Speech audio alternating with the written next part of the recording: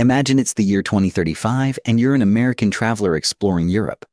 Your day kicks off with a stroll through Paris, followed by a high-speed Hyperloop ride to Rome for a quick lunch, and wraps up with a cold beer in Berlin. The sights are breathtaking. The stunning architecture and rich history surround you. But something feels wrong. The streets are spotlessly clean yet eerily quiet. Cafes buzz with activity, but mostly with older folks. And when you try to pick up a souvenir, you discover the shop isn't run by locals. In fact, whole neighborhoods, ports, and even the power grid are controlled by overseas corporations. This isn't the powerhouse Europe you imagined. It's more like the priciest outdoor museum on the planet. Flashback to 2008, when the economies of the European Union and the United States were nearly identical in size. Europe was even a tad larger. They were like economic twins. But today, things have changed dramatically. The US economy has soared to more than $27 trillion, while Europe's has barely nudged past $17 trillion. The gap between them is now as wide as Japan's entire economy. How did a continent boasting the highest living standards, top-notch healthcare, and a deep historical legacy fall so quickly? Spoiler, it wasn't by chance. It was self-inflicted. In the next half hour, we'll break down the 6 major issues draining Europe's vitality. From shuttered factories in Germany to empty nurseries in Italy, and the stifling rules from Brussels, welcome to the story of the old world's decline. If you think this is overblown, check the facts. Since 2008, the US economy has expanded by 87%, while the EU has grown by just 13%. If this pattern holds, the typical European in 2050 will be poorer than someone in Mississippi. Let that sink in. So, sip your espresso while it's still affordable, and let's dive into the first issue: the massive shift away from manufacturing, with Germany's powerhouse grinding to a halt. Point 1. The loss of industry. Germany's engine stalls. For years, Germany's economy drove Europe forward, centered on heavy manufacturing. Cars, chemicals, machinery. The essentials that keep the world running. Their success strategy was straightforward, clever, and a bit ruthless. Rely on US protection for safety, tap into China's market for sales, and use cheap Russian gas to fuel operations. It worked perfectly. Until it didn't. When the Nord Stream pipelines exploded, both literally and figuratively, the German model vanished overnight. Take BASF, the world's biggest chemical maker, producing ingredients for toothpaste, shoes, cars, and medicines. Their headquarters in Ludwigshafen is like a mini-city. In 2024, BASF made a shocking choice that should have alarmed Berlin's leaders. They shut down key production lines in Germany. Why? Chemical production demands huge energy, and with Russian gas gone and a rushed shift to green energy, electricity costs in Germany became prohibitively high, making business unfeasible. Instead, BASF is investing $10 billion in a massive new facility in Zhangjiang, China. The irony? Germany, proud of its human rights and environmental standards, is pushing its companies to relocate to China, where coal burning is rampant, just to survive. This isn't isolated to BASF. By December 2024, German industrial output hit its lowest since the 2020 lockdowns. We're witnessing the erosion of European manufacturing. And here's the bitter twist. Germany closed its final 3 nuclear plants in April 2023, right during an energy crunch, shutting off clean, steady power. To keep the lights on, they restarted coal plants and even demolished villages for brown coal, the dirtiest fuel around, to compensate. It's absurd. But you might ask, can't they pivot to advanced services like the US? Well, they could if they hadn't strangled their tech sector with regulations, which we'll cover soon. For now, remember, Europe built its prosperity on creating goods, and now factory signs are switching from open to closed. Point 2. The population crisis. If factory shutdowns are like a sudden heart attack, this issue is a creeping cancer. Subtle but deadly if ignored. Picture Italy. Delicious food, fine wine, but hardly any newborns. In 2024, Italy's birth rate dropped to a record low of 1.18 children per woman. For context, a population needs 2.1 to stay stable. Below 1.5 is a crisis. At 1.18, it's heading toward extinction. Think of a 25-year-old Italian named Matteo, fresh out of school with a degree but no job due to a sluggish economy. He lives with his parents because housing is unaffordable. The real blow. The government expects him to fund pensions for the huge retiree generation above him. Europe's pension systems operate on a pay-as-you-go basis. No big savings fund. Current workers' taxes directly pay retirees. In the 1960s, 4 workers supported each retiree. Easy. By 2050, in places like Italy and Spain, it'll be under 2 workers per retiree. Do the math. 2 people covering 1 retiree's full costs, plus their own and taxes. What happens? Skyrocketing taxes. And when labor taxes rise, what does Matteo do? Does he stick around, handing over 60% of his pay for a system that'll be broke by his retirement? No. He moves to the US, Australia, or Switzerland. This sparks a downward spiral. Young people leave, the tax pool shrinks, so taxes rise on the remaining youth, prompting more departures. It's happening now.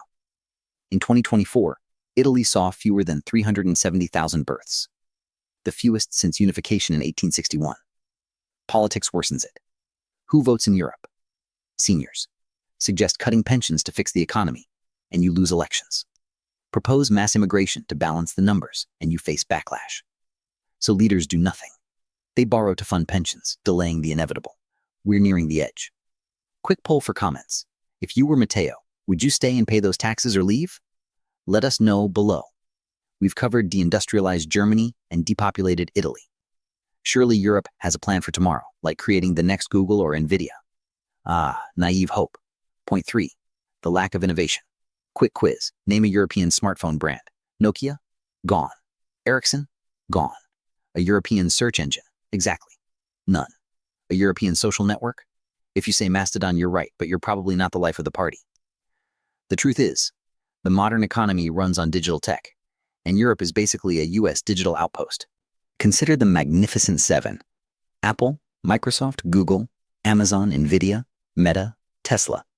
Their combined value exceeds the entire stock markets of the UK, France, Germany, and Italy. Why?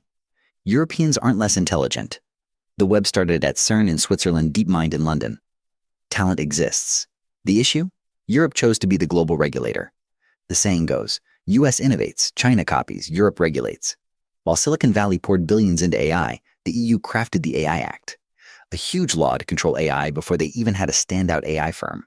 It's like writing Mars colony rules without a rocket. Case in point, Mistral AI, a brilliant French startup, Europe's best shot against OpenAI. But instead of focusing on model building, they waste resources on EU rules like GDPR, the Digital Markets Act, and Digital Services Act. Imagine founding a company. In the US, you tap 330 million English-speaking customers with similar laws. In Europe, launch in France, then translate for Germany. Hire lawyers for labor rules, repeat for Italy, Spain, Poland. It's exhausting. This fragmentation caps startup growth. They rarely scale to compete. When they do, Americans buy them. DeepMind to Google, Skype to Microsoft, Booking.com to US firms. Europe breeds talent for US harvest. Depressing stat. In 2008, Europe had 30% of the world's top 100 companies. Now, under 14%. The future's built in San Francisco and Shenzhen. Europe just watches on iPhones from California, made in China. Point 4. Money fleeing. To gauge an economy, ignore politicians. Follow the money. It has no loyalty, just seeks returns. Right now, funds are escaping Europe like a sinking ship. Let's discuss capital markets. Sounds dull, but it's why your US relative is wealthier. Americans obsess over stocks. 58% of households invest. In Germany, it's 18%. Europeans stash cash in low-interest savings or property. This means European firms lack deep funding for expansion. Say you have a biotech idea in Berlin needing $100 million. Banks demand collateral. VCs offer $5 million for 40% ownership. So you head to New York. ARM Holdings, key to smartphone chips, is British, but listed on NASDAQ in 2023, not London. Even European companies ditch Europe. Spotify Swedish trades in New York, BioNTech German, COVID vaccine maker on NASDAQ, Birkenstock German sandals in NYC. It's a cycle. Low European returns push investors to US funds. Firms see no local cash, so they relocate. US grows faster with the capital. Even Norway's massive oil wealth fund invests mostly in the US. Europe funds its own downfall, boosting American innovation that sells back to them. Continental level irony. If this gloom is hitting hard, dying factories, no kids, money to Miami. Hit that like button if it's working. Poll. With $100,000 to invest, S&P 500 US or DAX Germany? Be honest in comments. Dry those eyes. 2 more big issues await, including why your energy bill tops your rent. Point 5. Energy mishaps. Energy is everything. Cheap energy means easy living. Expensive means struggle. Europe played how tough can we make it? For 2 decades, they've led green shifts, cutting emissions. Kudos. But at huge economic cost. Their plan: close, reliable nuclear plants, Germany, Belgium. Ban fracking for gas unlike US. Build wind and solar farms. Depend on cheap Russian gas as backup. Flaw? It assumed Putin would be friendly. Russia's Ukraine invasion shattered that. Prices surged 10 times US levels. US factories thrived on cheap shale gas. Europeans paid fortunes for LNG from tankers, often US sourced. In 2023 to 2024, European industries paid 3 to 4 times more for power than US or China rivals. You can't compete. Triple electricity costs mean defeat, no matter worker efficiency. It affects everyone.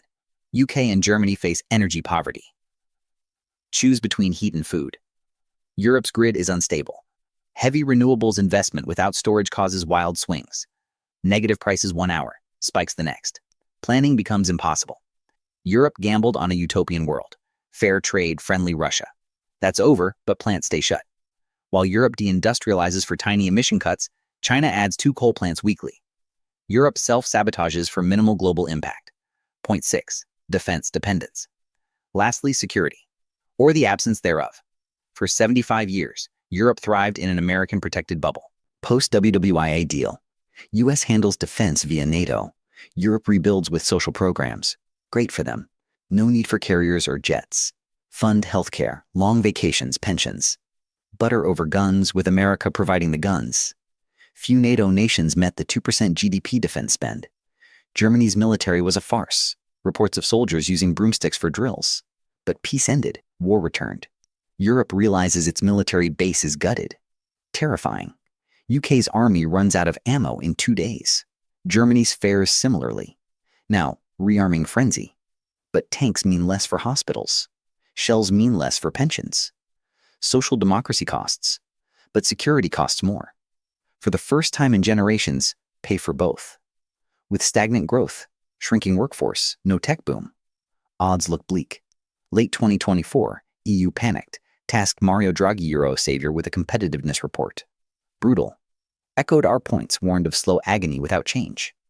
Called for $800 billion annual investment. 2 Marshall Plans yearly. But to fund, unify. Shared debt.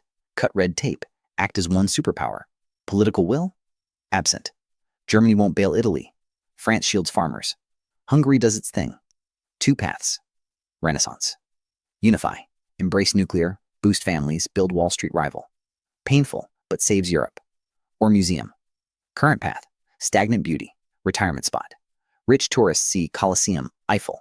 Stay in US-owned hotels, eat African imports, served by immigrants as natives dwindle. Gradual decline. Slower trains, crowded hospitals, higher taxes. Until it's done. Lesson for all. Success isn't forever. Wealth isn't assured. Europe dominated 500 years, invented modern economy, built unmatched civilization. Then squandered in 30 years of laziness. If it happened here, it can anywhere. I don't want Europe to fail. World needs strong Europe. But facts don't care. If this depressed you, good. You listened. For US success secrets, watch our next video on America's economic edge. Subscribe for recession survival tips. See you soon.